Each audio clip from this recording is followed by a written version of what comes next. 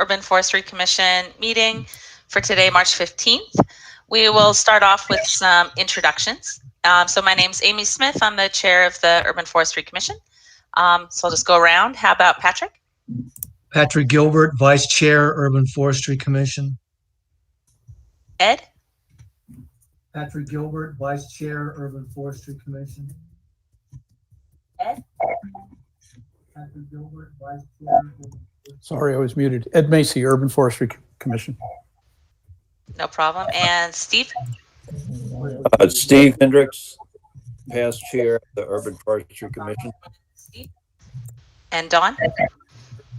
Hi, Dawn Chavez, Executive Director of Asheville Greenworks and member of the Urban Forestry Commission. Perrin? Perrin DeYoung, member of the commission. Hello, everyone. Cecil? You're on mute, Cecil.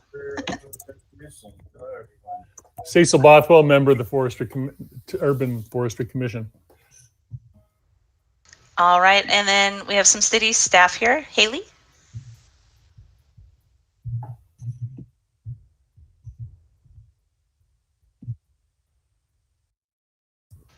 Hi, I'm Haley Mahoney. I'm a planning technician and a staff assistant for the UFC. Thanks. And Nancy? Hi, I'm Nancy Watford. I'm the site engineering coordinator and staff liaison to Urban Forestry Commission. All right, and I see Chris Collins. Hi everyone, I'm Chris Collins, Development Services, manage the Site Planning and Development Division. All right, thank you. And let's see, I see Ricky Hurley. Coordinator for zoning section. Thank you. And let's see, Mark Foster. Hi, Mark Foster, City Arborist, Public Works Department. All right, who else do we have from the city? Did I miss anyone? Hi, my name's Sam Starr. I'm the newest addition to the Development Services Department. I work under Nancy. Awesome. Well, welcome, Sam. Glad you could be here. And then it looks like we have some folks here for alternative compliance, I'm guessing. So if you want to take a minute and introduce yourselves. Hey, my name's Rob Dahl, landscape architect with Siteworks Studios, and we'll be talking to you about a project on Glendale Avenue. All right. Oh, go ahead. I'm Todd Fowler, and I'm working with Rob on that project. All right. Thank you. And there's a couple of people on the phone. I don't know if I missed anyone. Go ahead and take a minute to introduce yourselves. My name's Mike Wheeler. I'm a employee with the Development Services Department. I'll be the urban planner presenting the Glendale Avenue project. Perfect. Thanks, Mike. All right. Anyone else? Okay. Oh, go ahead, Haley. Did you have something? I was going to say that other number is mine for meeting purposes. For running yeah. All right. Perfect. Then next we will see if we can approve the minutes from last meeting. So I'm assuming, is this the January meeting, or do we also need to approve the retreat, or is that just separate? You know, I forgot to put the January meeting minutes in the folder. I do have those ready for approval. Do we need to share those and approve them next time, since I put out the February minutes to approve this time? Okay, well then, yeah, we can wait unless there's another recommendation. Nope. Okay. Well then, next time we meet, which everybody should take a note that next time we meet will be on our new meeting schedule. So that's where it'll be the first week of the month at 1 p.m. on Tuesday, first Tuesday of the month, 1 p.m. So that's April, I believe, 6th at 1 p.m. So at that time, we'll go ahead and approve the minutes from January and from today as well then. All right. Well then, next up is alternative compliance. So I guess, Mike, if you want to kick it off. Sure. So the project that you'll be reviewing today is entitled Glendale Avenue Studios. The location is 76 Glendale Avenue. There's two parcels involved, pin number 9658-21-4529 and 9658-21-4581. Both those parcels are zoned commercial industrial, and they make up about 0.89 acres in size. The applicant is proposing to construct a 12,930 square foot office/studio building on these two parcels, and the code requires the site to be brought into compliance with all the landscaping requirements found in Article 7.11.3. One of those requirements is to provide a Type A buffer yard along the northeastern property boundary line. And the applicant is seeking a modification to reduce that required 20-foot buffer to a 10-foot buffer in some areas, and proposes to install a 6-foot tall wooden fence to be placed 10 feet from the property line, and to provide some plant material that'll be placed on the outside and on the inside of the fence in some areas as well. The plan also calls for a slight reduction in the number of deciduous trees that would be required in this buffer yard, from 12 deciduous trees, 6 of which should be large and 6 which should be small, to 10 deciduous trees, 2 large and 8 small, because apparently there's some overhead utilities in and around this buffer yard area. So if we could just pull up so that's the two properties in question in front of you there, the two highlighted parcels. And if you'll see to the northeast, there is a piece of property that's currently zoned RM16. And the requirement is that you got a buffer between the commercial and residential districts. It's my understanding from the applicant that they are pursuing a rezoning of this property. That rezoning hasn't taken place yet, and it's possible that this classification may be changed to the district where a buffer yard wouldn't be required. But they really want to get going on this project, so they want to propose this modification in lieu of that not happening. And so if we'll go to the next slide, please. So that's basically a street view. It's a vacant lot. Does have some landscaping around the back edges of the property, kind of a meadow in the front. If you go to that next slide, please.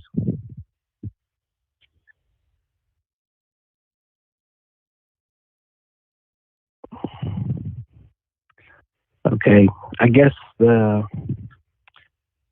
plans are not attached to the slideshow.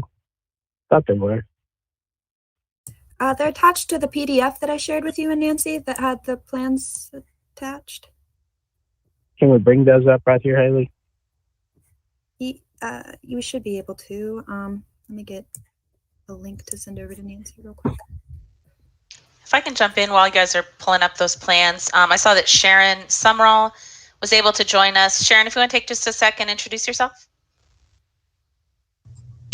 Hi, hello, I'm sorry I'm late. Sharon Sumrall, Urban Forestry Commission, technical review, TRC representative for, I'm sorry. I got a brain full of concrete right now. So thank you, sorry I'm late. No problem, thanks Sharon.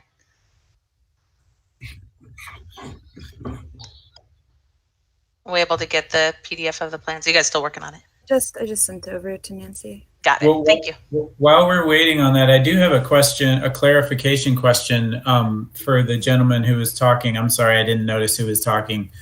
The adjacent parcel that may be rezoned, could you just describe to us what the significance of that would be for this project if that parcel was rezoned? And if it's not, then what does that mean? So if the property gets rezoned, then this buffer yard requirement would actually not be there. So they wouldn't be required to provide this buffer yard. If it doesn't get rezoned, then they obviously would have to address the buffer yard. And if it doesn't, what they're proposing would be what they would want to have there as that buffer yard. And again, they're moving ahead of that rezoning request because they want to get this project underway prior to dealing with that other, addressing that other property at this point in time. That's my understanding from the applicant. And my name is Mike Wheeler, by the way. Oh, thank you, Mike. And so it sounds like, I mean, from the look of this diagram we're looking at here, it looks like they're trying to reduce the width of the buffer from 20 to 10 feet to provide more room for parking. Is that your understanding? To provide, yeah, based on the scale of the building that they want to place on this property and how they're working in the parking and the access to the property, that would be correct. This first sheet of the plan kind of illustrates the 10-foot or the 10-foot setback on the wooden fence. You'll notice that red line along that eastern northern property boundary. That's where the fence would be located, and to the left is a little diagram of the fence they would propose to install there. The next page, if we could go to that next page, this plan illustrates the plant material that would go in with that fence. The little yellow areas are something I highlighted where those are going to be some kind of impervious encroachment into that, typically the 20-foot. The blue line I put on the plan is what would have been the 20-foot buffer yard requirement. And so there's a few encroachments with some asphalt, and the corner of the building does encroach into that original 20-foot buffer area. So that's kind of their plan as an alternative to meeting that 20-foot buffer yard requirement.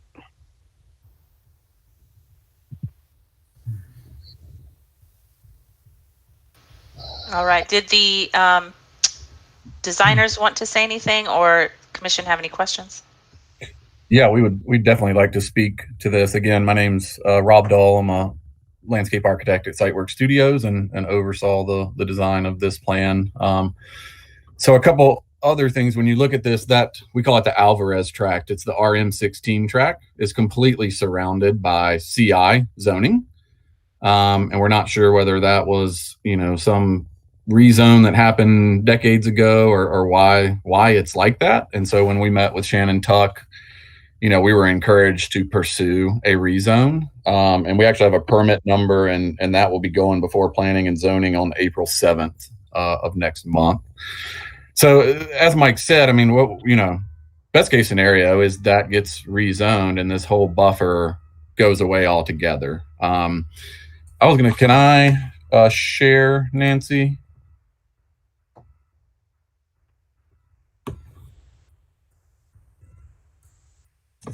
Sure. Wait, I'm working on it. Share.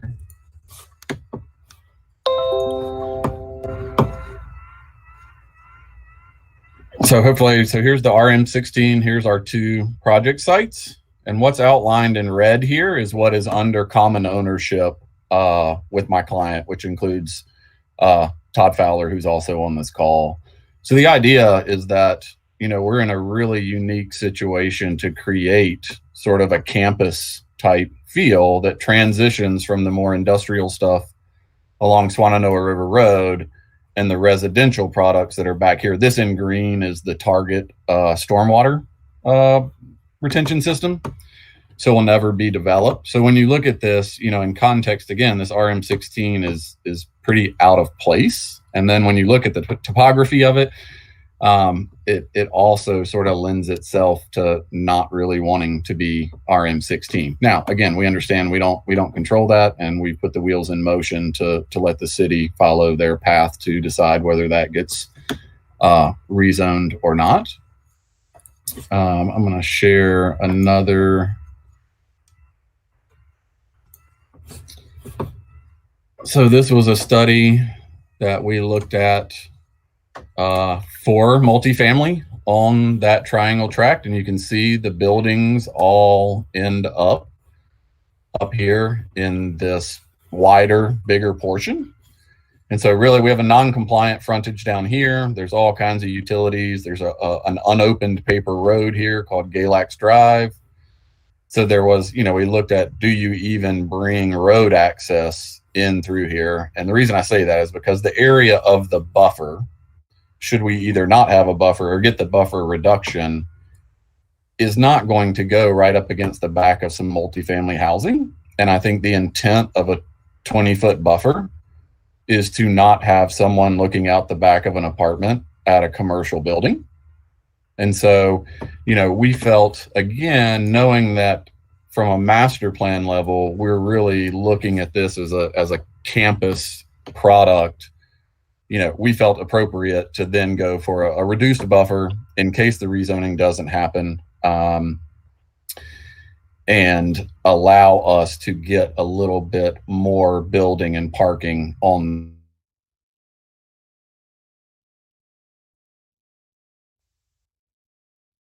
driveway aprons, city standard access roads, city standard fire turnarounds, to not be able to have this additional bay on this building, potentially made it, where the project would have sank instead of float.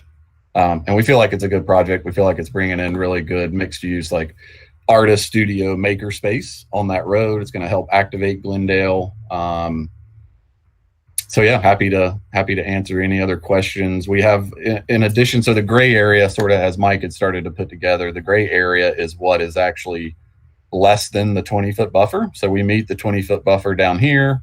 We meet the 20-foot buffer up in this section. So it's just this piece here, again, required for parking, turnaround dumpster, fire turnaround here. So we've also voluntarily increased all the size of the plant material, so that, when this goes in, should it be required, if the rezone doesn't pass, it's a significant, good looking landscape on day one.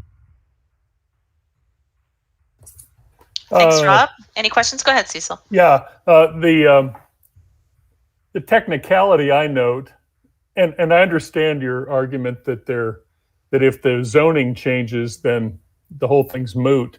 But one of the rules is that the problem with a buffer cannot be caused by the applicant, and it seems to me that that's exactly caused by the applicant by the size of the building. I mean, I don't see how anyone could argue otherwise. Well, I think we would argue that for us to develop a site plan on this piece of property within the city's UDO, essentially the hardship is having to meet the UDO to make a project that's feasible on this piece of property. Well, cost of land, size of land, topography. But I mean, realistically, you could put a teepee in the middle of the property and it would have no effect on the buffer. I mean, Correct, it's the size of the building that is determining the problem. Well, it's the size of the building. I mean, you have to get into the business side of what size building can you put on this property and it not be a charity from an investor. We're tasking with making helping, and it's not I don't know how to describe, we don't know what exactly the bottom line number is on that. But the size and cost of land in the city of Asheville can certainly be considered a hardship, along with the topography and the neighboring conditions.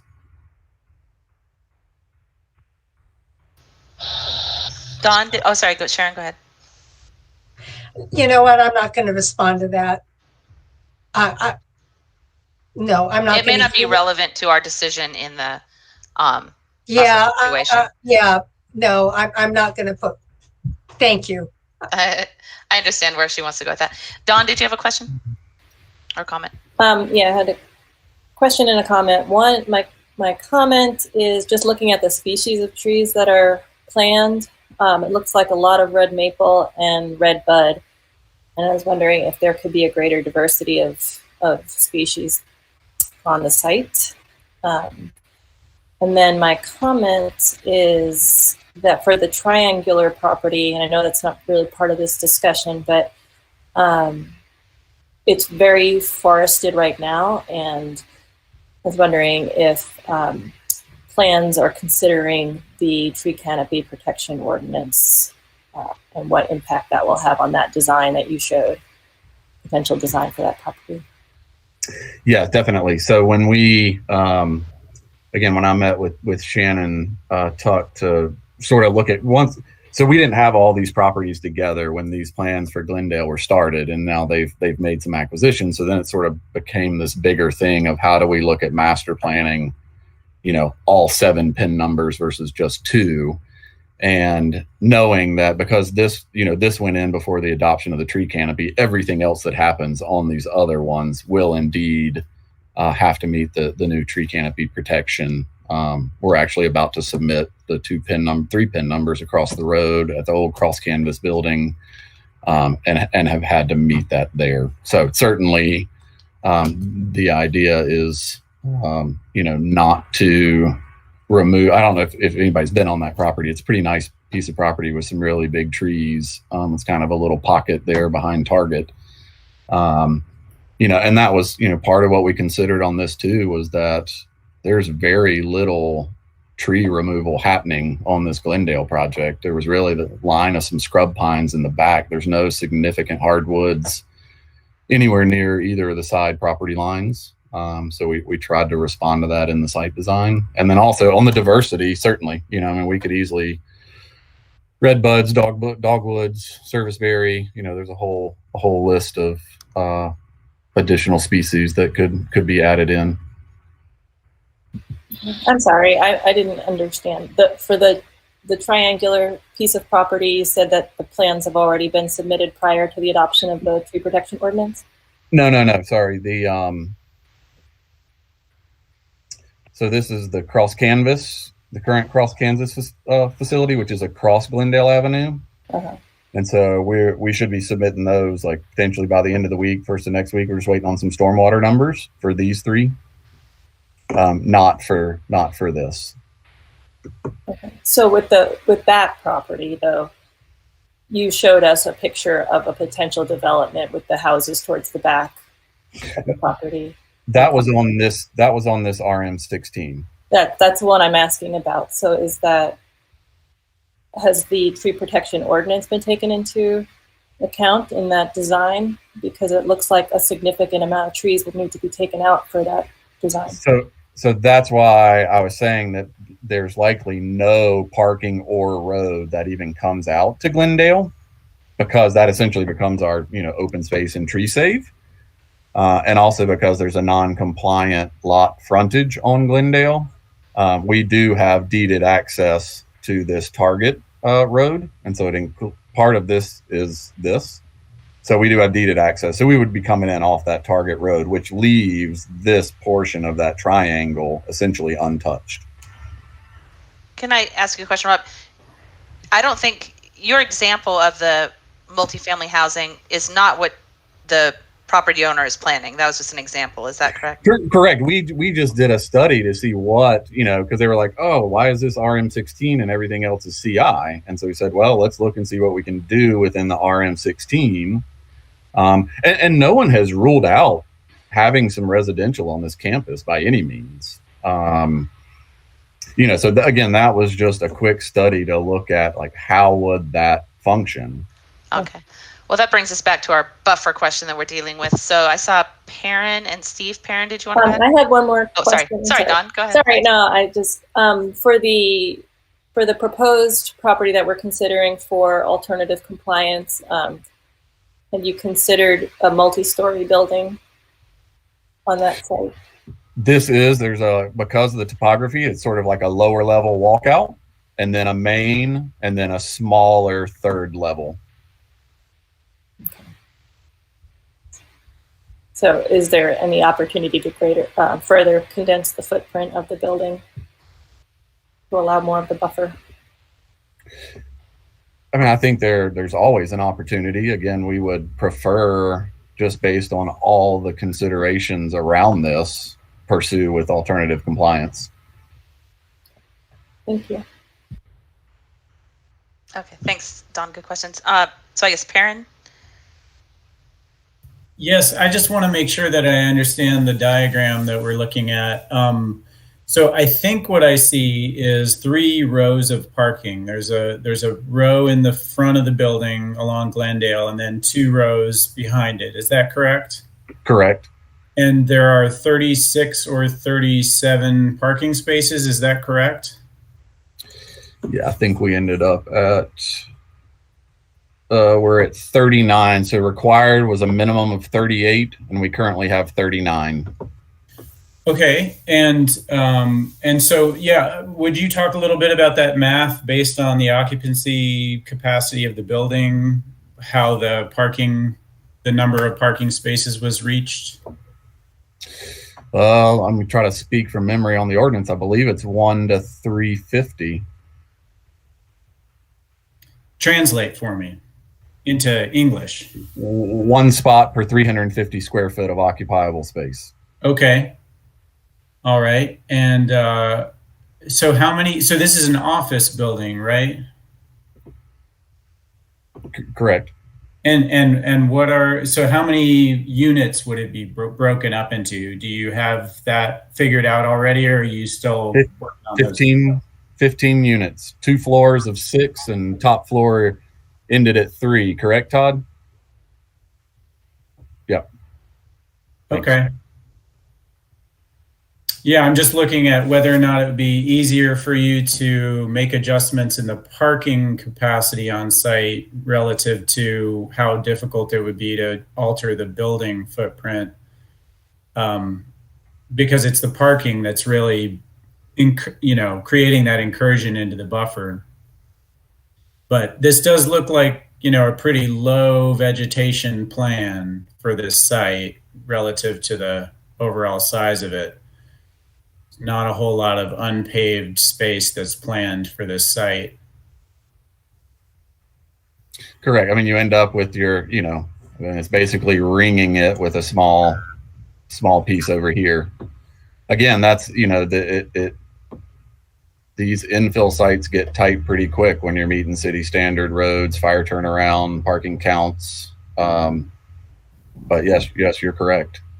And so what is the, when you look at the front lot, there's that sort of checkered, all those rectangles across from the parking sites. What is that? That's the below ground stormwater system. So that's a parking lot on top of it. Yeah, so this is the drive aisle that services these parking spots. Okay, thank you. Mm-hmm. All right, perfect. I saw Patrick had a hand up. Yeah, 2 points. First of all, I'm not sure whether Don's question about whether the this project meets the tree canopy preservation ordinance requirements, because we're not talking about open space or tree save here. And so I would like for Chris Collins maybe to weigh in on that. And number 2, Cecil raised a good point about the necessity for requesting this alternative compliance has to do in large part, if not in total, because of the design and the size of the building and the parking lot. And I believe, if I'm not mistaken, that I read in the staff report that this request was, this alternative compliance was being requested not because of any conditions that were imposed by the design. So I would like that point clarified.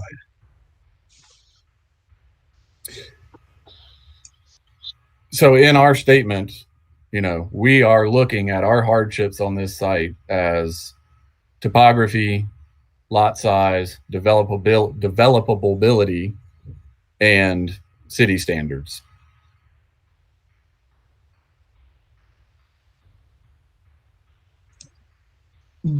But if the size of the building was smaller, or then you wouldn't need to file this alternative compliance request on the buffer, correct? I doubt it. I mean, I think we'd still be here based on parking. Okay. Then the other issue regarding the tree canopy preservation ordinance, I don't know if Chris wants to weigh in on that or not, because I just don't think Don's question was answered directly. I can I can address that. Mike Wheeler here with the city of Okay. Asheville. This project was filed prior to the adoption of the tree canopy protection ordinance. So that ordinance does not apply to this particular project. This site is also less than an acre, so open space is not triggered by this particular development. So open space is not applicable to this project. Does that answer your question? Yes, thank you, Mike. Yeah, thank you. My guess would be, in addition to that, that if we backed out all the trees that we're planting against your point system for the tree canopy protection ordinance, that this actually probably would meet your tree canopy ordinance protection, even though we aren't required to. Just the way those point systems add up and what this likely, again, I've not done that, but just having done about 8 of those tree canopy protection studies in the last couple months, my gut feeling would be that this would exceed the 15% required. Yeah, I was asking about the other property. Yeah. I'm not sure why that was presented, but yeah, this property that's under consideration right now doesn't really have any trees on it. It's mostly grass right now.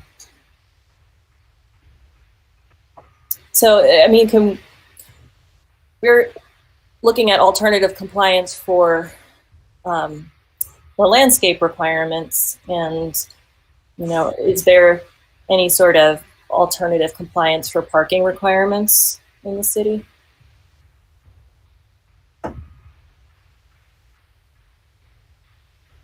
Does anyone in the city know that? I don't know. The only way to go below the minimum standards in the code would be to go through a variance process. Again, or reduce the scale of the project to address the number of parking spaces that you'd be required to have. Would be the two options to reduce the parking.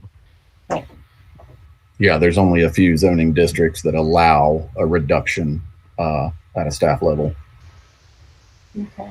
Seems we're always looking at how to reduce the tree requirements rather than other types of requirements. That's a good point. Cecil, did you still have a hand up? Do you have a question? Yeah, I did indeed. I've got a couple of things. One is, Rob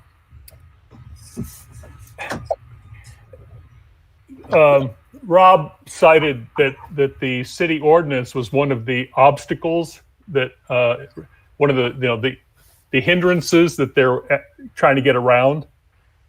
Well, that's the point of the city rules, is that we're trying to maintain as much of a tree canopy as possible, much of a green canopy here as possible.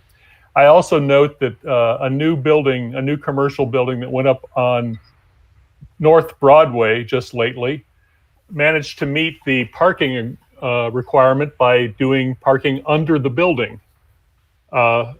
You could put the building up a story taller at not great expense, really. I mean, I've been in construction all my life. I understand this stuff. And create parking under the building, which would eliminate parking on the ground. It really does seem to me that the demand for a variance in this situation is entirely created by the builder. I don't see it any other way. This isn't like a redevelopment of an existing building downtown where there is no room at all for a buffer because of the existing footprint, for instance. We've faced those from time to time. It seems to me that it's the desire for the maximum profit on this property that is driving the need for a variance. And, if we're going to address climate change, we all got to give a little. We really ought to have to give a little. I'm willing to give a little. I wish other people were willing to give a little. And I think making this building and parking smaller would accomplish that. Or wait until, if you get this zoning variance, fine. Okay, if you get the zoning variance on the adjoining property, it's a different game. But doing it early to suit you because of greed, I'm not there. Thank you. Thank you. Would it be possible, Nancy, to put up the slideshow one more time so we could look at that list, or the way the ordinance is written? for UFC decision making. Might be helpful here. While she's pulling that up, any other questions or comments? I just want us to take one more look at this and then we can vote.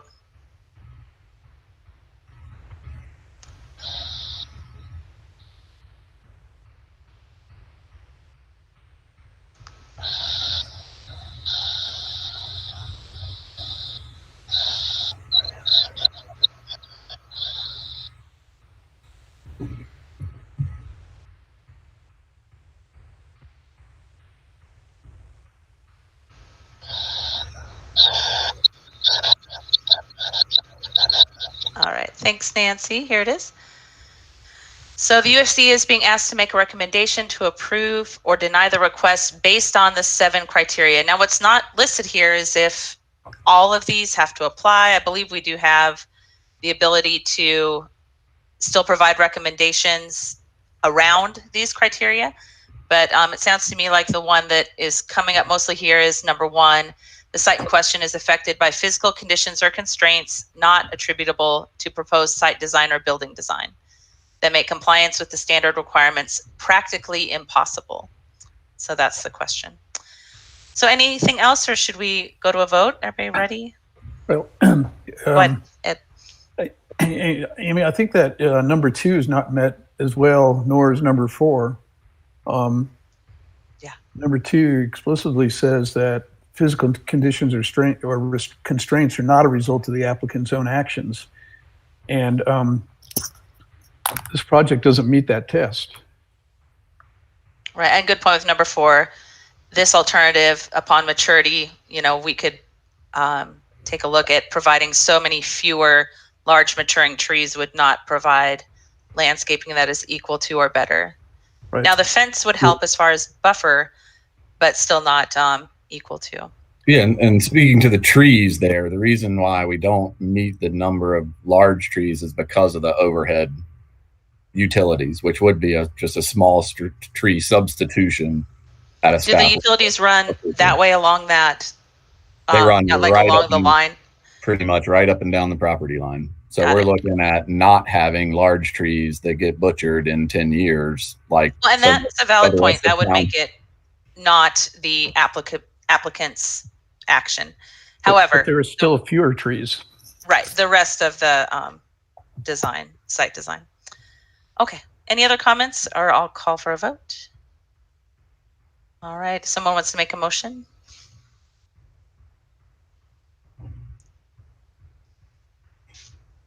I'll make a motion that we deny this request. Second. Cecil seconds. I'll do a roll call vote, starting with Patrick. Could I amend go that ahead, Steve. motion?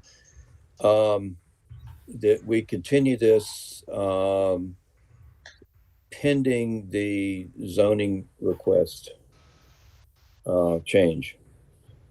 We could move to continue this and wait and see, or we could vote now. There is a motion on the table. Yeah, I'm not sure what difference the zoning request is going to make. Right. Well, perhaps not. I think we should discuss it, though, if it does make any difference or not. I don't know when that would come about. The zoning request is approved. This becomes a moot point. If it's denied, then the issue still stands. So I don't see why one way or the other. Well, there's the other possibility is they come back with an altered proposal. Which I believe they can, even if we move, if we deny to recommend this alternative, I believe that the applicant can still refine the plans and either move forward without alternative compliance or submit a new plan that we would have to look at. Okay. Well, then so I mean, it doesn't end their whole development. They would just have to take this into consideration. Withdraw my proposal then, that we can just vote vote up or down, and then the process will take care of the rest. Thanks, Steve. If that's possible. Okay. Yeah. Okay, so sorry about that. So we are moving, or the motion is to deny this request. So how do you vote, Patrick? Aye. Ed, Aye. Sharon, Aye. Stephen, Aye. Cecil, Aye. Perrin, Aye. Dawn, Nay. that's okay, and I vote aye. So that motion passes for currently to deny this request. So I guess our overall recommendation to the applicant would be to come up with a better proposal that does more to meet the requirements without, needing to alter it so extensively. All right. All right. Thanks for your time. Thank you. Thank you so much. Okay. All right. At this point, we have time for open public comment. Did we receive any public comments? No? No, we did not. Okay. Thank you. So old business, we have in here enforcement, tracking, and training. So for the enforcement and tracking of the tree canopy protection ordinance, has the city come up yet with the spreadsheet or reporting that we'll be able to get, or where are we at with that piece?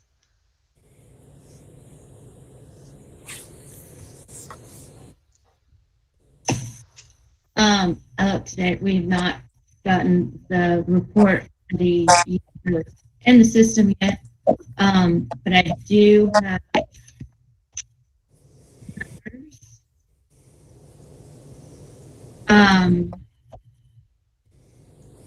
out of the 119 projects that this could apply for, not necessarily that it does apply, but could. 47 of them are still in review. 45 have been approved, with 2 that have tree protection, one of 10,248 square feet and one of 13,120 square feet.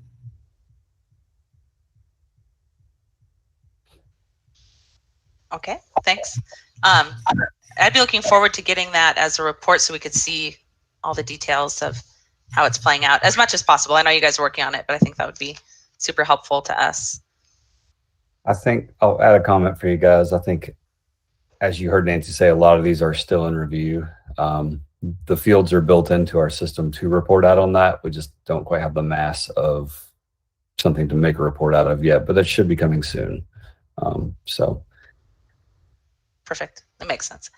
And then the other piece of this is the training. So that's the trainings that the city has set up in coordination with Asheville Greenworks and some others. One training for city staff and people in the city, another training for professionals in the design community. There are dates in place for those. They'll both be virtual. And we have got approval for anyone in the commission, if we want to attend as an attendee, we are welcome to do so as well. We can get in touch with Nancy on getting us added to that if you're interested. Any questions, comments on how we're going with that? All right.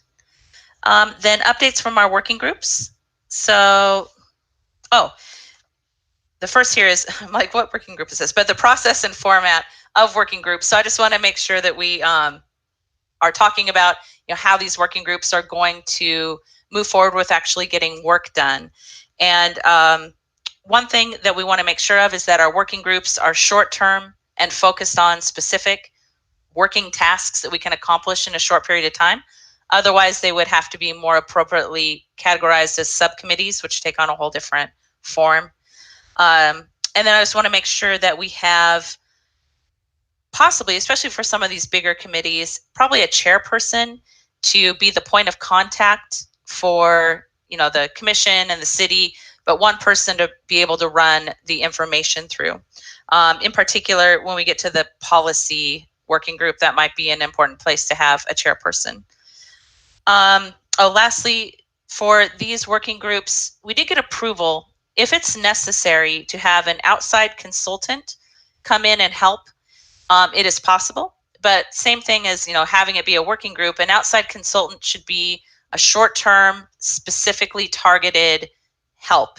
They're not a new member. They're not coming in to, replace a council member in the working group. But if there's expertise that we need to get from the outside, so if you want to bring in a certified arborist, for example, for expertise, or in the policy group, if there's a specific person, for instance, from Asheville Greenworks, who had volunteered to help with specific policy issues, we can have those consultants, but they have to be that limited, short-term, specific basis to meet these goals. So, any questions on any of that? Hopefully that'll help us all as volunteers. So the open space amendment group, is there anything new? Have y'all had a meeting with the task force from the city yet? We have, yes. We've had 2 task force meetings at this point with everyone involved, city staff, as well as folks from a really wide variety of interest groups from around the city, some that I had never heard of, like DCAG, if anybody's unfamiliar with that. I think that's a downtown development interest group.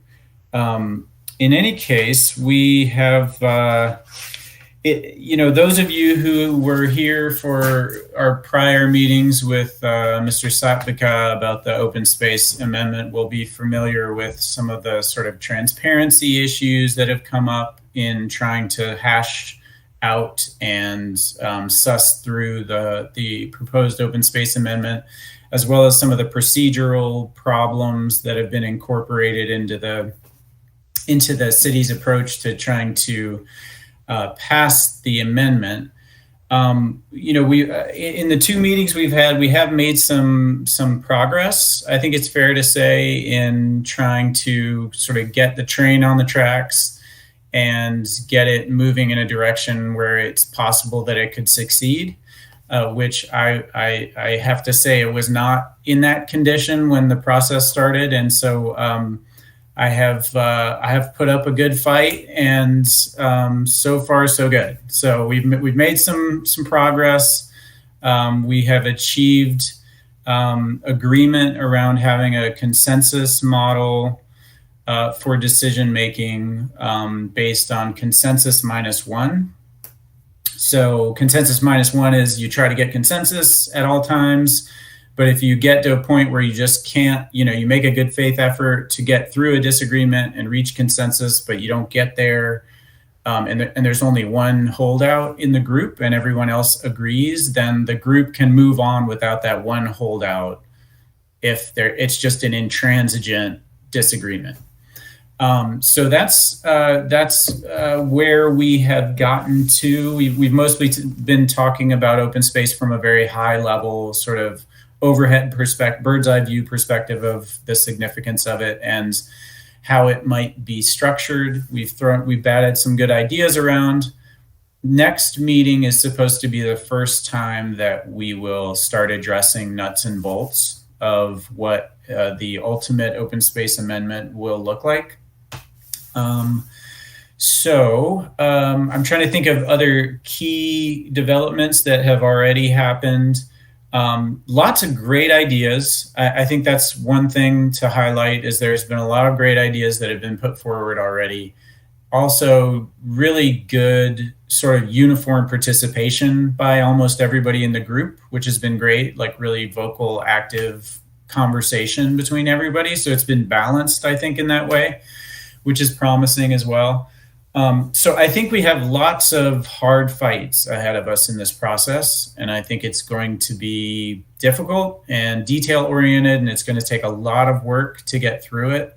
But I think we're finally on a good footing now, where everybody is sort of seeing eye to eye on how the process needs to work if we are to reach consensus. And I think the basic, I guess this is the last thing I'll say, the basic understanding that needed to be reached in the group was the purpose of the task force.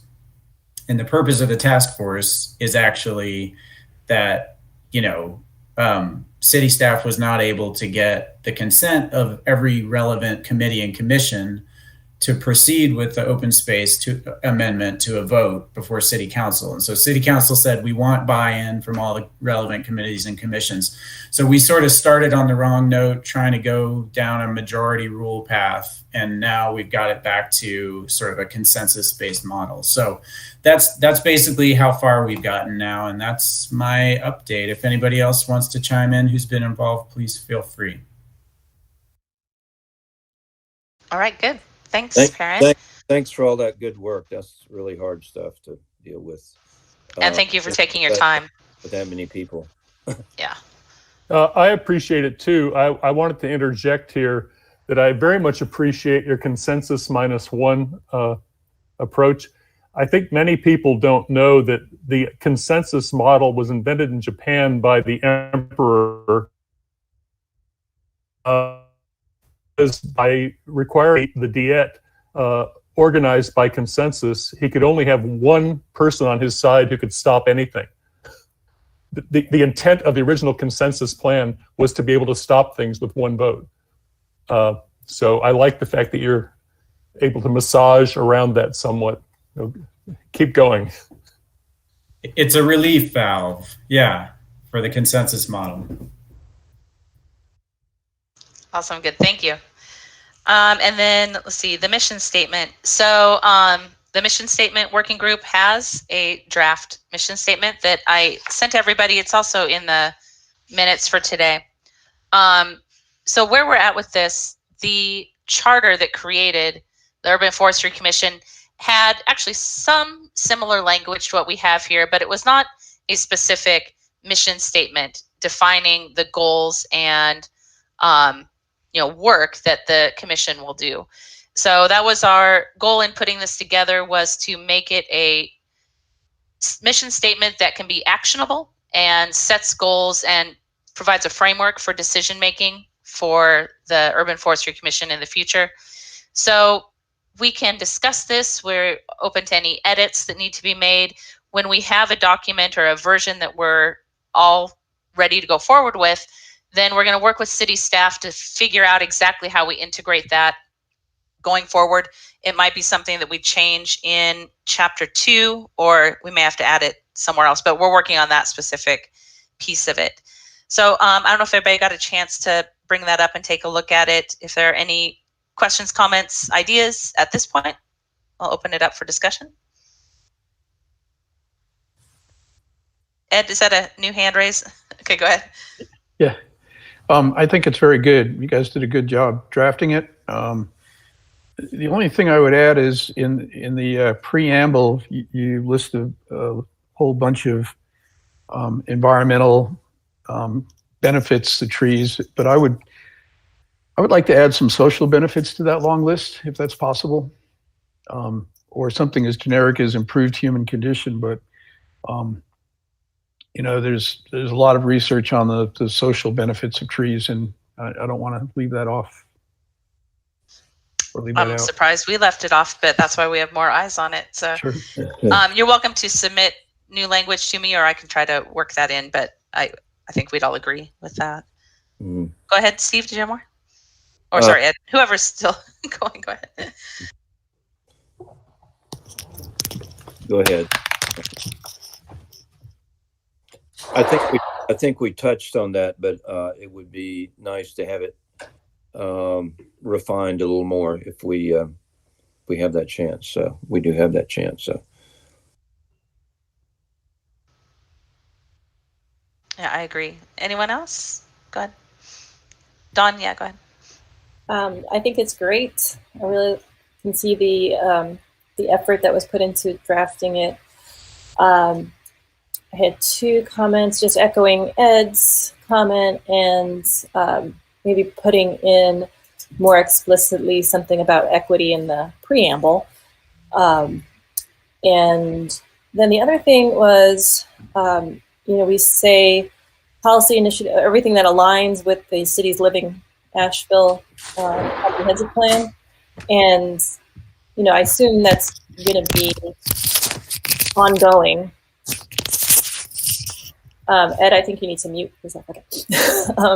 And then, so I'm just want something that will be kind of timeless, or at least for another 10 years. And I'm not sure how long Living Asheville is meant to be in place, or if it'll eventually be retooled and be called something else. So just wondering about including that language in there or not. Yeah, but I think it looks great. I will say that is something we actually went back and forth on, trying to find the right way to combine this group's goals with the city's goals. Currently, this is the best tie-in, and there's a lot of language in the current comp plan that we can look to give that specific guidance to council. So I know I'm totally open to some other way to say this, but I just want to make sure that it's specific, and if we have to go back and change this mission statement at whatever point in time the comp plan is changed, that might be one option. But of course, I'm totally open if there's a better way to, have this same idea typed in.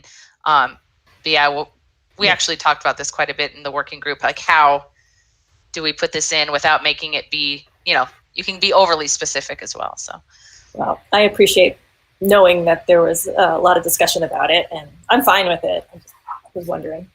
No, it's a really good point. And yeah, other than possibly amending this at whatever point in time that the comp plan is amended, that was kind of what we had thought of. But sounds good. Right. Others? Ed, is that your hand up again? If you guys do the hand raise, if you can take it back down when you're done, then I'll know who's got a new hand raise. But go ahead, Ed. No, it was not a new hand raise. Got it. All right. Sorry. That's okay. Anyone else? All right, then what we can do is, while this now is out to the commission, I guess if anyone wants to send me ideas or updates one-on-one, just send them to me. I'll incorporate it, get back with the working group, and we'll bring edits back to our next meeting. And hopefully, I would assume by our next meeting, we'll be able to vote on adopting this and then go through the path of working with council to get it actually written in, however we need to do that. So anything else? Is that a new hand raised, Perrin? Go ahead. Yes, I just wanted to say, I think the most helpful thing for us as the working group on the mission statement would be like specific phrases. So for example, on equity or social benefits, if you've got a phrase that you're partial to that you'd like to see go in there, I think that would help us a lot to have those sort of specific suggestions. I agree. That would be great. Cecil? No, I was just trying to figure out if the lower hand, raise hand, what the button did. Well, now you know. It makes me call on you. So at least I'll try to. Because Patrick, you have your hand up too. Did you have anything to add? I think you have to click it again or does it say lower hand after it's up? Anyway. Or you can just unmute and talk. It's really totally fine. That was my confusion. I didn't know if it said lower hand, if that meant that my hand was up, because I can't see my image on the screen.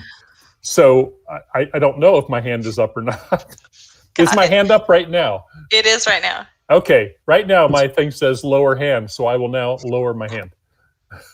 Okay, there we go. Awesome. And if you want your little square to show up in the, celebrity squares here, on the top right, if you go to you and hover over it, you can click on the little, there's like 4 squares and a line. You can click on that and it'll put you into the squares. So, all right, Patrick, go ahead. No, I thought mine was off. All right, not a problem. I really love that you guys are using the hand raise, but really you can also unmute and we'll jump in like we do at a live meeting. So, okay, so we're good on the mission statement. Again, send me any specific language or edits and we'll work that in. And otherwise, the working group will just try to incorporate the suggestions as well. But like Perrin said, specific wording that you like is helpful. We'll try to work that in. Alrighty. Policy working group. Now, this is big, so obviously we have all these policy goals. It's a big part of what we do all together as a commission. So I was hopeful that the policy working group would, maybe want to clarify what some of the short-term goals around policy might be, so that we can, maybe bite off little chunks as we move forward through this year. So I'll open it up for discussion. Any thoughts on that? And if you guys wanted to put together a chairperson sort of situation in that working group, it might facilitate communication. So again, these are just ideas, but what are your thoughts? I think the group should have a separate call outside of the meeting to sort of develop a list of what our priorities are and maybe put a timeline behind some of those priorities. And then we can probably decide from there what type of group structure we need to get it done. Go ahead, Patrick. I agree with what Ed said. I think we need to get together and go through this first, and then bring something back to the commission at the next meeting. I agree. I agree with that as well. And I just think, we have so much opportunity with policy specifically to make meaningful changes. So I think it'd be a great idea to have some of these goals ready to go for this year. What do we think we want to work on? What do we think we can accomplish? And like you said, some timelines, make them SMART goals, and then come back. And then that's where then the entire group can help. You guys work on it as a working group, bring it back, and then we can work to push forward on any of those. So sounds good to me. So hopefully by next meeting is a tight timeline. So if you guys can get together and have some of that started, if not, it's okay. We can go to the next meeting as well. But yeah, I would just ask if Ed and Dawn would agree to use the Asheville Greenworks, Zoom or Google Meet functions, so we can use that to hold the meeting. Okay. Looks like that'll be doable. I'll set that up, Patrick. Okay, thanks. And if anyone needs help in Google Meet, I use it a lot, so I can help if you ever want to set up your own Google Meet. It's very easy. So, all right. And then, sorry, go ahead. Who all's on the group? It's Patrick, Sharon, Steve, myself, and you, correct, Amy? Not me, because that'd be too many. Okay. So it's Patrick, right? Sharon, yeah, Steve, yeah. Okay. Yeah. Yeah, that was it. And then Sharon, you and I need to get together and talk about some TRC stuff. But again, we haven't gotten together specifically to work on that yet, so we don't have an update. But I'll get a hold of you, Sharon, and we'll find a time to hash that out. So, okay. So that's it for old business. We have some new business. So first of all, we wanted to talk about the Asheville Tree Map. And I know we're all familiar with this, and it was something that was sort of brought online when I first started with the commission. So I'm not fully versed on the whole history of it. I know it was like a outside tool, and then the city took it on. And so basically the city was asking, how do we use this? What is it for? Obviously there's a cost involved in maintaining that map. And so we need to have some sort of reason for it to exist. So I'm going to put that out to you all. And then I will touch briefly on, it was interesting that this, city asked me this, what do we use the tree map for? And that the last tree protection task force, there was a discussion about a project that's going to be going on at UNC Asheville that will potentially be using the tree map to collect and store data on specific trees on campus. So there's one use, but do we have any other information and uses as far as the commission? How do we see this map being used? Is it something we want to, own a little more? And again, I don't have all the background, so if anybody wants to jump in with what you know, that'd be great. Go ahead, Dawn. Well, I see the tree map as a way to involve the general public in learning more about their trees in their neighborhood and just actively participating in urban forestry. We used it a few years ago. Greenworks got a grant from the North Carolina Forest Service to do some tree mapping, to do an inventory focused on like Charlotte Street and North Asheville area. And we're using, citizen science participation. I think it's not accurate enough to rely on that for a tree inventory. But I do think it's a valuable educational tool for the city to have. I definitely have used it. We've used it with volunteer groups and including UNCA, and I know that Allison Ormsby there is continuing to use it with her students. And Dawn, I seem to remember that when I was at the Tree Protection Task Force the last time, I think we were talking about this, and it's all of the input is done by volunteers, right? I mean, it's sort of ad hoc, like whoever's participating puts their trees into the map, and then whoever's not participating, you might have these big data gaps in different parts of the city, right? That could be, yeah. I mean, a lot of the people putting in the information are folks who do know about trees. And so, like I have an account and I add trees and I know what they are before I add them. And then we can do some fact checking to make sure that what's there is correct. But, I don't know, Mark, do you want to say anything about Tree Map or its use or how you've used it? Yeah, I've used it for updating inventory in the central business district, where I try and keep the most up-to-date records, since you have tree pits. So it's a pretty stationary planting site. It's not going to change very easily. And it's, it's reasonably easy to use, and it's an okay tool for what it is. No, it's not anything whiz bang, but it'll get the job done. And as Dawn said, it's easy to let citizens use it and put trees from their private property into the inventory as well. And so, Sharon, I saw your hand up, but Mark, do you then use that data? Do you go back and reference it, for other things as well, or just enter the trees and that's it? No, I don't generally reference it all that often. I just try and update it as new trees go in, replacement trees when things die. Just sort of like for, hey, everyone, here is what we have. Well, and if I didn't actually remember what kind of tree is in a particular spot, I can go there and look it up instead of having to drive there.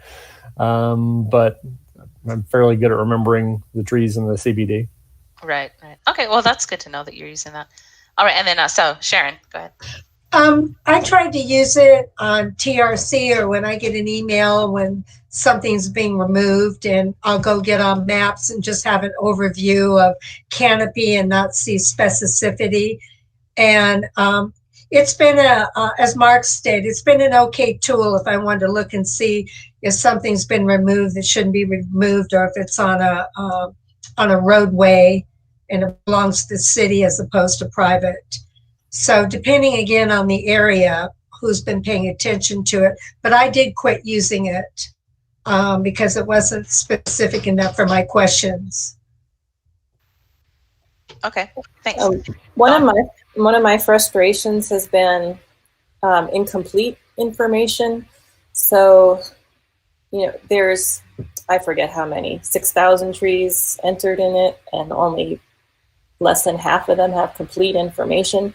So without complete information, we can't use the analysis tools that are associated with it. So it might be through iTree, and get things like the economic value and the stormwater savings value and the carbon sequestration value. So it's misleading in some ways, because it gives you these values, as you're looking at the map, but it's only based on the number of trees that have complete information. So the stormwater values, for example, would be much, much higher than what's shown there if we had complete, and it would take quite an effort to get complete information. We've had, Greenworks has had inquiries and interest from folks who want to do a tree inventory, but there has to be the resources to put into paying an entity to do that. that we don't have. Right. Yeah, Mark, go ahead. Yeah, even with the fields that are more complete, it's a snapshot in time.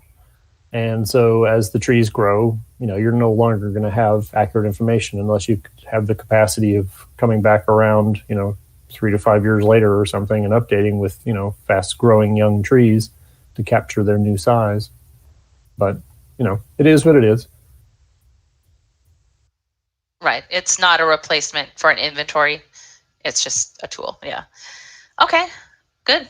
Well, hopefully that'll help the city know what it's used for. And it does bring up some ideas and some possible opportunities, particularly around education. I think Dawn's right that that's probably the best use of this tool, is getting other people involved, because it is the open tree map. It is accessible for everyone. So, okay, good. I wonder if the software developer could develop an algorithm for, how fast does a maple grow, and therefore it would automatically update year by year.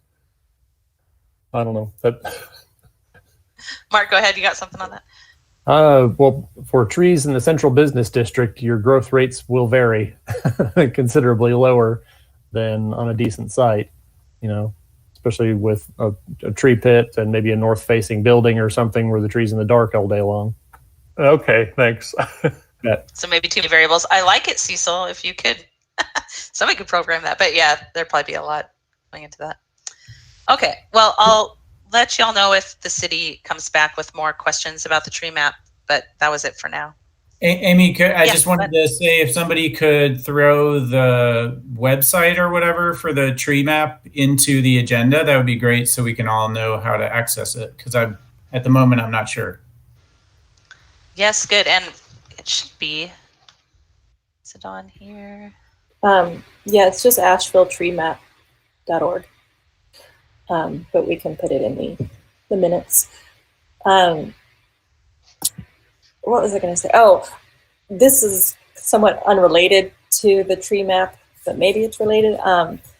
I would like for there to be at the city level just a running list of trees that are planted each year. This year when I was doing the Tree City USA application, I had to do a lot of calling around and emailing around to get a complete list from 3 different departments. So if y'all could come up with one list. It's coming up on our agenda today, Dawn. Oh, okay. I'm sorry. Your wish is granted. Thank you. Instantly. All right, here I have the link for the Asheville Tree Map. For everyone in the meeting, it's in the chat. All right. So, Amy, was it IT that was asking in terms of? No, I think it's whoever has to pay for it each year was asking. Oh, okay.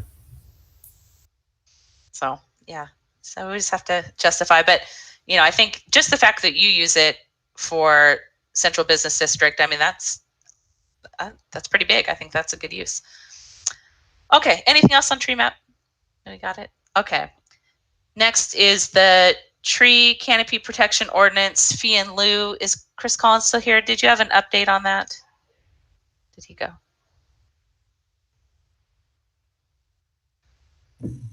So he left. Do you know what it was, Nancy, or should we just put him to the next meeting? Yes, I looked at our notes a little earlier today. I think it's basically we are going to have we're going to send out a draft. We're putting together a draft policy and guidance map, and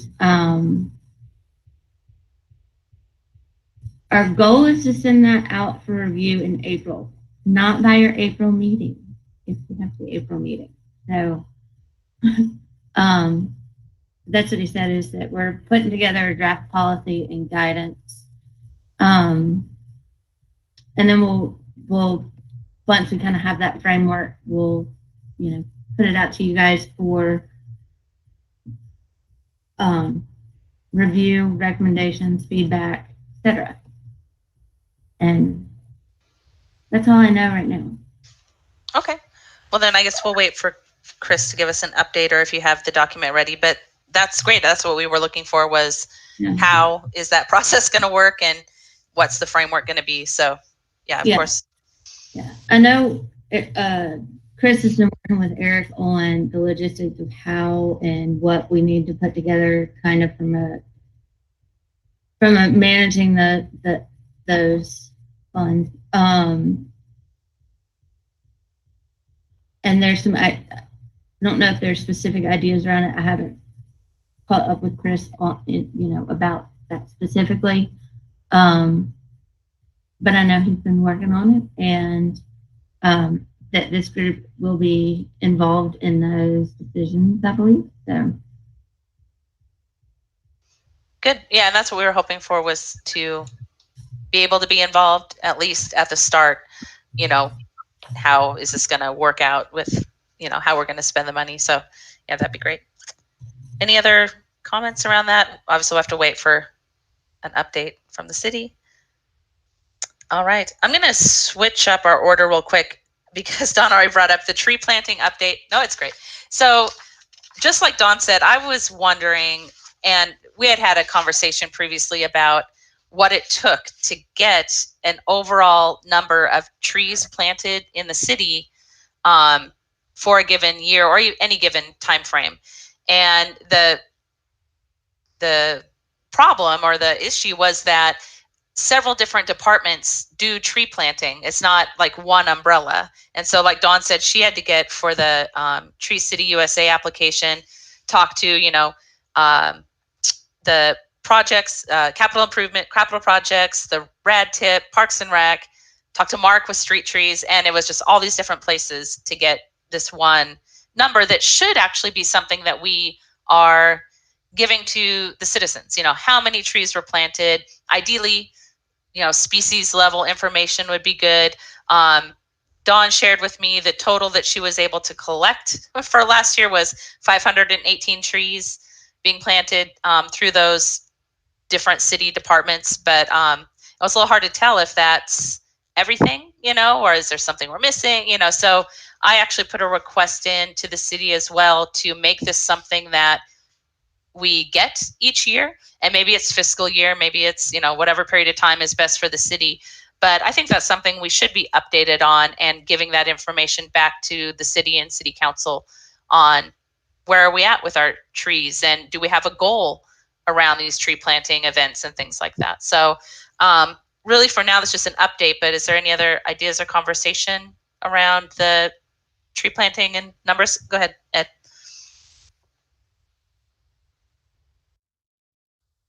Yeah, there you go. I think that we should also count the trees that are planted through permitting.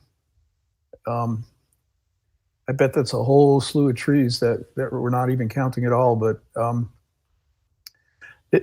I don't think it would be that hard for somebody that does tech for the city to put a counter somewhere on a website so the various departments can load the trees in.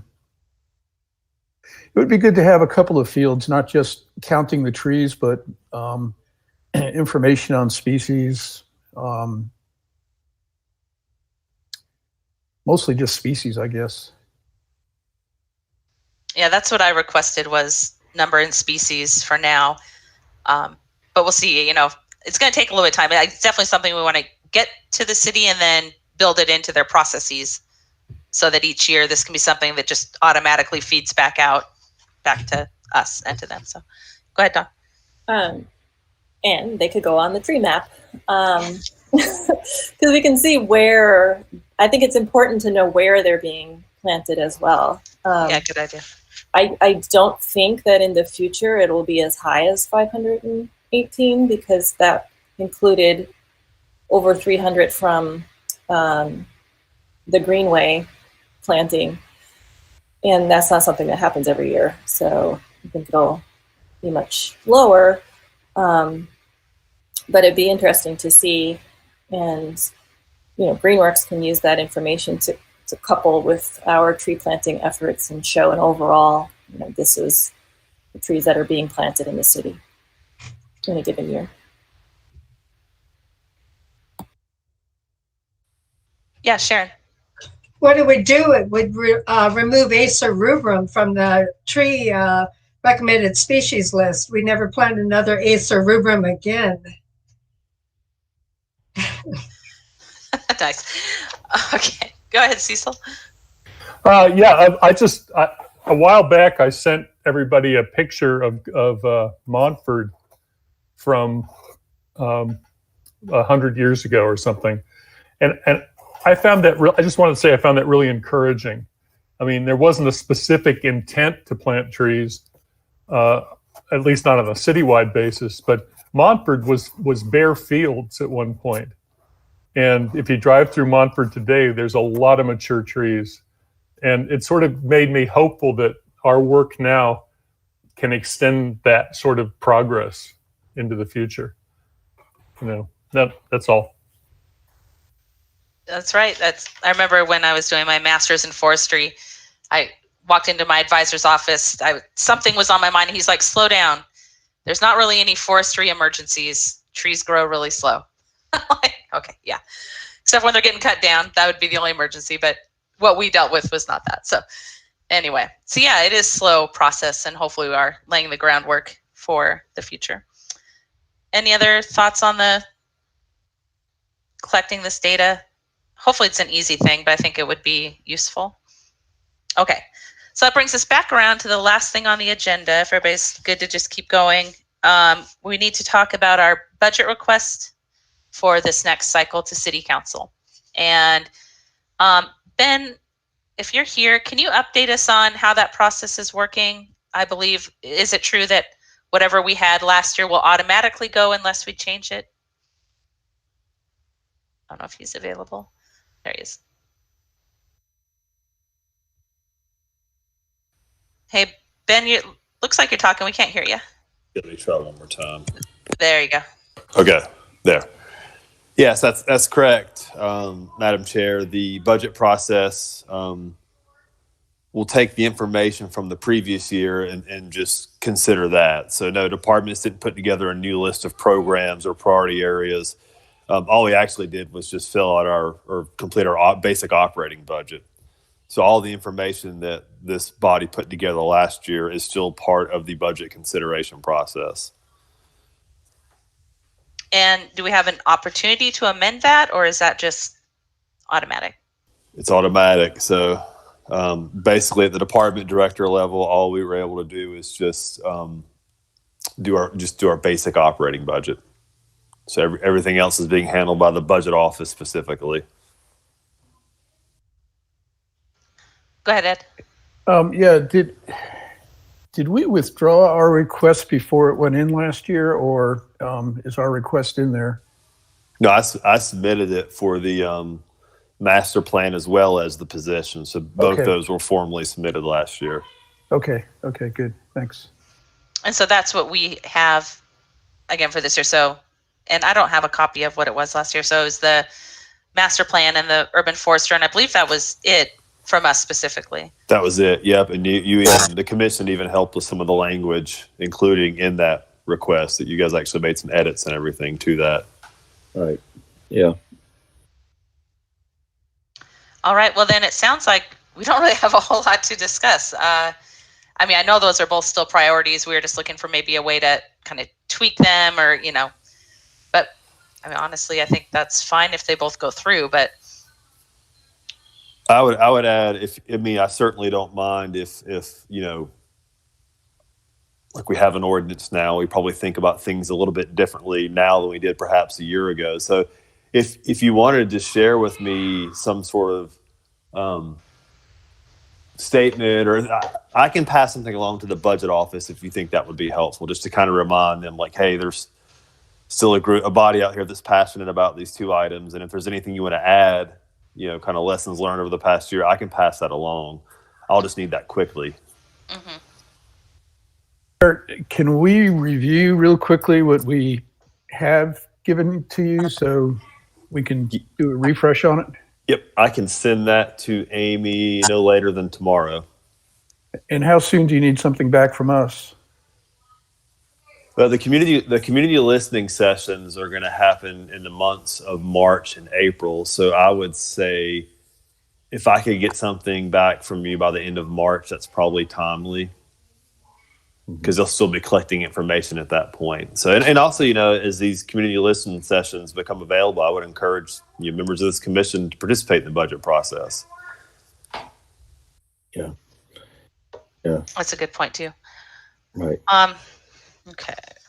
So I don't know if we'll have, I guess offline we could, I know we've in the past created, sort of training documents or, point by point, speaking points to our wish lists. And we probably have that already done for these. We would just need to go through and see if there's anything we need to update. But to do that without another meeting might be tougher. I think the only one who's not familiar with the request might be Perrin, because he wasn't here last year. But I think it would be good for all of us to just review it real quickly one more time and tweak it as we need to. Yeah, we might want to put in a couple of talking points like Ben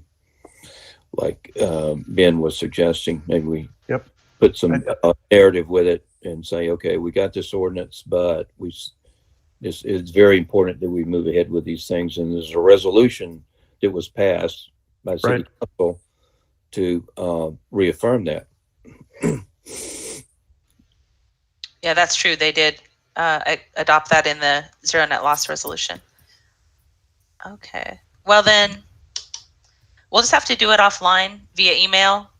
Just be sure that we're avoiding a quorum. I'll blind copy everyone, and that way you can just send replies back to me and I can work in small groups as needed, but we'll send out the requests that we had last year for review, and then start up a list of talking points, just like one page, whatever, if we can limit it to like 5 key things, what are the top reasons that these should be adopted? I think that would be helpful, and we can get that back to Ben by the end of the month.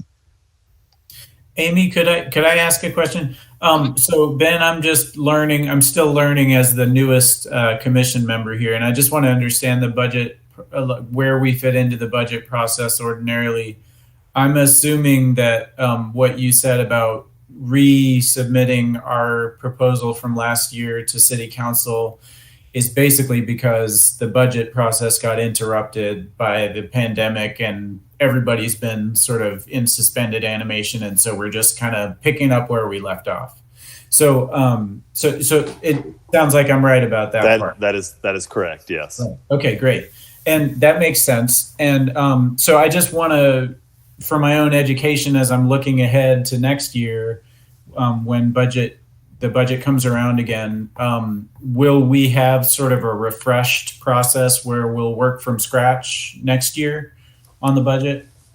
I would expect that to be the case. I just think it's been a strange couple of years. So, but yeah, hopefully next year it'll be more like what I would say normally happens, which is we kind of start from scratch, try to identify program areas or policy areas that we want to focus on. Mm-hmm. Obviously want those to align with City Council goals as much as possible. And then usually, since we're the liaison to this board, we'll work with you to identify a handful of things that are important, make sure those get into the budget request. But yeah, I feel like the budget process looks different every year in a way. So since I've been here, but yeah, hopefully next year it'll be back to, whatever the new normal is going to be in terms of your access to the process. Great. That makes sense. Thank you, Ben. If we don't get something, we can keep resubmitting. That's it. No rule against that. So. Yeah, that's true. All right. Any other questions or comments? Yeah. My kind of overarching comment is part of the tree map might want to include how much carbon we're saving by meeting online instead of driving to the meetings. I know this is cumbersome for staff and not always the easiest way to meet, but it seems to me that part of addressing climate change is going to be using this kind of tool as much as possible to avoid driving into the future. And anyway, that's all. You could ride a bicycle to the meeting, Cecil. Come on. Well, that's it. But then it would be uphill all the way home. He could ride it too. Getting back. Well, just make sure you work your chair a lot, right, Cecil? Make sure you got a really comfortable chair. Yeah. Okay. Yeah, no, there are definitely pros and cons to these virtual meetings. Yeah. I'm thankful that we can just have our meetings regularly, which is great. All right, any other discussion around the budget requests at this point? All right. And then we'll talk more. I think there will still be opportunity to obviously push with City Council once everything is submitted to them. Before they actually make their decisions is then when we need to activate ourselves and all our other community partners to push for those goals. And that'll be the next step after the request. Okay. And then updates. Oh, is Mark still here? I meant to ask Mark and not put you all the way at the end. But did you have any notes on your updates? Hey, I'm here. I had to sit up in my chair and roll into position. Yeah, I second Ed's sentiment. I've been wanting you guys to ride bikes to meetings for years now. So, but, anyway, no. Unless there are any questions about the update, I do want to point out that I have been sharing the trees that I plant like every year for the past several years. So just so you know. At least one department has been providing the information. Well, we would hope that the city arborist would be the easy one to get the data from. So, yeah. Oh, and I wanted to point out to everybody, Mark is serving as the president or chair of the North Carolina Urban Forest Commission this year. And so, or Urban Forest Council, pardon me. So awesome. Yeah, I've done it before. It's a repeat performance. Yeah. All right. Sorry, Patrick, go ahead. Yeah, I just wanted to ask Mark, the 52 trees that you're planting, are those trees that are replacing trees that had to come down? Or are they new additional trees to whatever the canopy is on the public property and rights of way? No, those are replacement trees. And I guess as discussion was happening earlier about the list of trees, like from capital projects, capital projects builds things, and that's after something prior was torn down, So those aren't necessarily a net gain in trees and canopy, and mine along the rights of way are not necessarily a net gain. They're, to my memory, they're all replacement trees for ones that have been removed for one reason or another. The trees that are going back in the parks that aren't a parks capital project where they take a playground, for example, and rip everything out and some of the trees come out and they put back new trees. If it's just something where you add more trees to a park, then you're gaining additional canopy.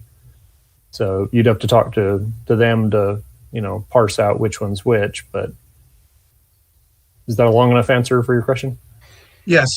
Okay, good. Yep. When we did our calculations for the number of trees that would need to be planted in order to restore the tree canopy in Asheville to 50%, it was 2,500 a year for 20 years. So that would include removal and replacement and just Okay. FYI. Well, and in the meantime, there are lots of volunteers that come up. And those are the ones we don't always pay much attention to. Some of them we need to because, they're invasive species or whatever. But a lot of the trees you're looking at around town now, nobody planted them. They came up because somebody liked them there or somebody didn't pay them any attention. So, you got that going for you too. It's not as dire as you think, hopefully.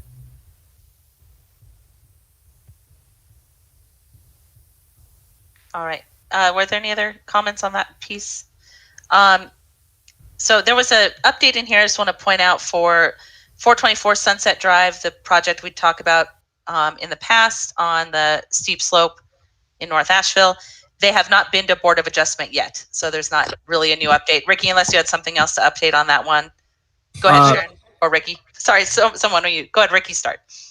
I was going to say it's supposed to be scheduled for next meeting, which I believe is next Monday, the 22nd. It's on the schedule for the docket. So they could always ask for a continuance at the meeting. They have not indicated as such to date to me. I have not mentioned that either as an option, but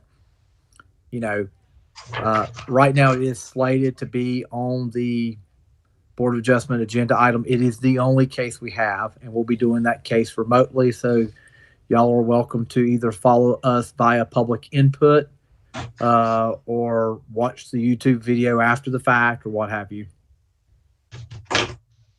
Sharon, go ahead. Hey, Ricky. The neighbor just got their letter today, and I got a call earlier today. And they were looking it up on the Board of Adjustments because I told them to check the webpage if they didn't happen to get their letter. They're right next door.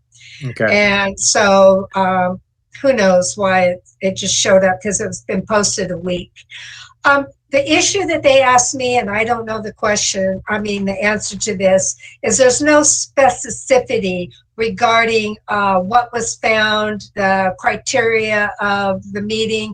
Is that all fleshed out during the Board of Adjustments? There was no drawing or there was no response from the city. What was a violation, or not a violation, but I don't know, I would call it a violation of how much square footage was actually overgraded to the 2016 Board of Adjustments original meeting. So there was no specificity, and he asked me why and where were the drawings for it. Didn't they have to submit it? I thought they did. Yeah. But all that information will be in the board packet that'll go out later this week. So that was just a notice. We don't mail all that information out to adjacent owners. So all I mailed out was just a notice and post a sign is that there is a public hearing. It is open to the public. We mail everybody within 200 feet of the property, and we post a sign, publish in the paper. So it was just more of a general notification that there is a meeting upcoming. Now, what me and Nancy did go out to the site it's about a month ago now. And Nancy, correct me, but it was around about 9,100 square feet, correct, Nancy, of disturbed area, which is well over, I think they were 70-30. So they're about 1,300 square feet or so over. Yeah, I was just looking at their variance to see what the condition was to remind. 78-30, I believe, is what they allow. Yeah. 8233, so they're about 1,100 over. So that's from the 2016. Is the new information posted on Excella, or will that not be posted till after the BOA meeting? Well, the new information will be included in the board packet. So if the board were to grant the variance, then we would update the Excel record, to say that the variance is now for whatever, 9,100 square feet or 9,200 square feet. If it's denied, then we'll have to step back and follow up with what might be next steps. So, well, this is the neighbor's concern, is that they don't know how many square feet. They know there was a lot of disturbance, and I know that there was a lot of trees, but part of this that was removed. But again, I don't know if the trees are included in the grading that were removed, whether that's counted in this. And they want to speak up and they want to write a letter to it. They only know what they've seen. They don't know what the actual city's response to it, so they cannot respond intelligently to what you guys found. All they can do is say what they saw when they go to this meeting. And that's kind of, for me, it's a lack of transparency of what's going on for the people that are concerned about that particular site. Yeah. So part of the problem is that they're communicating through another body, and we're responsible for the enforcement, which is great that they're communicating. But in the letter, they can reach out to me. But the thing is, that it's the applicants, their choice is, to go the variance. So they do. So it's their case. And so I'd say the person that's next door, they could reach out to me. I can explain what's going on.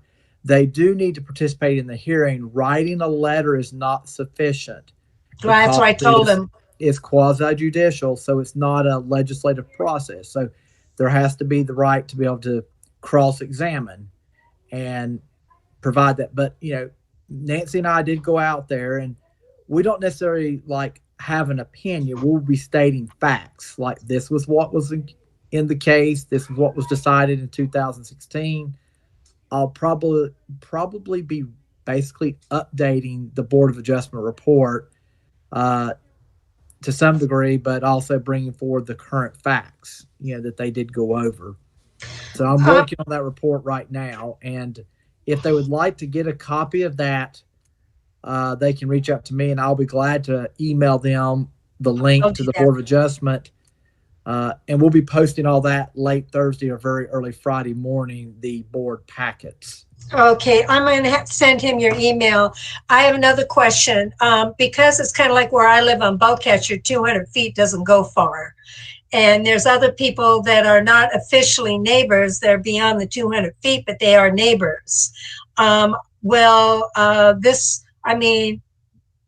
they allowed also to speak at the Board of Adjustments hearing, as they've been watching this go on as well, and be considered, what would you call them? People that are aware of what's happening, even though they're not within the 200 feet. Well, it is a public hearing, so it's public hearing. So and it's advertised in the paper. So yes, can they speak? Yes. Okay. Just know that it's, it needs to be like facts, things that they have observed. Basically it's sworn testimony. An opinion can be heard. I mean, we're not telling people to say, don't tell me your opinion, but they need to say facts about why the additional grading is detrimental, and not just say it's unsightly. I mean, removing trees can be unsightly, but it's got to be a little bit more along the lines, let's say, if there's concern about additional erosion or additional instability of the ground. Yeah. But, this is unusual. I'll tell you that. This is very unusual, because the fact is that somebody had a variance. There was very specific conditions on how much could be done, and it was exceeded. We usually have the cases we've kind of heard in the past have been people that just straight up done too much without any permits at all, and they've had to either remediate the site or and pay a fine. And so this is somewhere in between. Like, you got permission to do too much, and then you still went over. Yeah, well, also the problem has been it's the amount of hardwood trees they removed, and they're not planning on putting back in. And that's very hard, as you and I know, to say those trees were there, and then the applicant, or as you and I both know, can say, well, no, that wasn't the case. But and so it's a he said, she said kind of thing, and which makes it the transparency of it going to the Board of Adjustments, and then the neighbors not knowing what it is. They know something's wrong. They can see it. They've been watching it for a year and a half or more, but they just don't know the specificity to argue it intelligently, other than saying, well, you had to go over. And so it gives them the disadvantage of being able to argue it intelligently. So I personally think that there should be this packet sent out to everybody within the 200 feet, so they can take a look and go, well, hell no, they graded way over that amount, or whatever, the situation may be, and not have to guess at what's going to come up in the packet. So, but I appreciate you following this through. Yeah, that's what we'll put it in, but they're welcome to reach out to me, and we'll have it out this week. I mean, the board doesn't even have the packet yet either. Right. The board doesn't get it till this weekend, but of course they can't actually consider any information until they get to the hearing. So they have to Right. hear everything in the meeting. There's no pre-discussion or we caution them even to drive by the site. They have to be careful about driving by the sites because gathering any evidence outside the hearing can be problematic. Okay. Thank you, Ricky. Thanks, Nancy. All right. Make Thanks, sure Ricky. they contact. They welcome to reach out to us. I will. I'll tell them today when we're done. All right. Still in updates, Duke Energy did not have an update. We were hoping to see Roy here, hopefully next time. Tree Protection Task Force, did you have any updates? I don't. The notes were sent a little late. I don't know if we can add them to the minutes, or how can we do that? They say maybe, probably. Maybe, probably. Seems like Yeah, we just couldn't get the notes back to Haley in time for the meeting. But I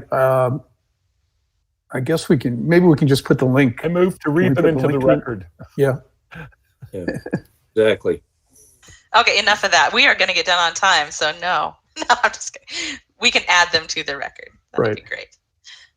But no updates. I did like the presentation from the researchers at UNCA, and I'm excited to see what their project comes up with on their tree inventory. Yeah. Then Greenworks, any updates? No updates that haven't been covered already. Okay, good. Well, then that is everything on the agenda. Was there anything else? Okay, go ahead. Yeah, I want to give a shout out to Haley for doing such a great job taking notes during our retreat. That was a marathon meeting, and it lasted 3 or 4 hours, didn't it? 4 hours. And you did a really good job taking notes, so thank you. That was a hard task, I know, but you probably headed right home and drank a beer, slam dunk a beer, just to survive that evening. But thank you.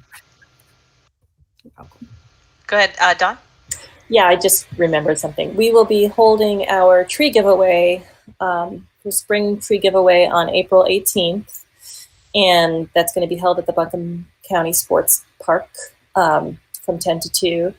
And we are giving 1 tree per Buncombe County household. So in the past we've done 2, but this round we're going to do 1. We're hoping to give away 500 trees on that day. And the registration will be open soon online. Thank you. Perrin? And I just, on the Duke item, I wanted to, I see that they're saying that they're not doing any routine maintenance in the city limits right now. And I believe it was in my neighborhood. I just saw maybe in the last week, it looked like an entire street of trees had been cut for power lines. Do we know, is there anyone else in the city limits that does utility tree trimming around, maybe phone company, or do we know that? I don't know. Does anyone else know? Unknown. You could always ask, if you see it, ask them, who are they working for? I mean, usually it's Duke, but I haven't heard of any others. Well, maybe they wrote that they're not doing any maintenance right now after they finished that. I don't know when they sent. That's a good point. Yeah. Maybe that was already. I have seen and talked to telephone companies that have done some. I don't know who they contract with to do it, but that makes sense. It could have been telephone because it was lines. Okay, thanks. Okay. Anything else? Did I miss anything? All right. Well, then we can make a motion to adjourn. So moved. Second. Thank you. Well, then we'll do a roll call vote. Right? Do we have to do this? Okay. Patrick. Aye. Ed. Aye. Sharon. Aye. Stephen. Aye. Cecil. I think that's an aye. All right. Perrin, Aye. Dawn, Aye, and thank you for keeping us on time. and I say aye. And I echo real quick the thank you to city staff for the retreat. That really was a marathon. So thank you so much. Thank you, everyone, for today. We'll see you in a short turnaround, April 6th, hopefully, for our next meeting. Bye. Adios. Bye.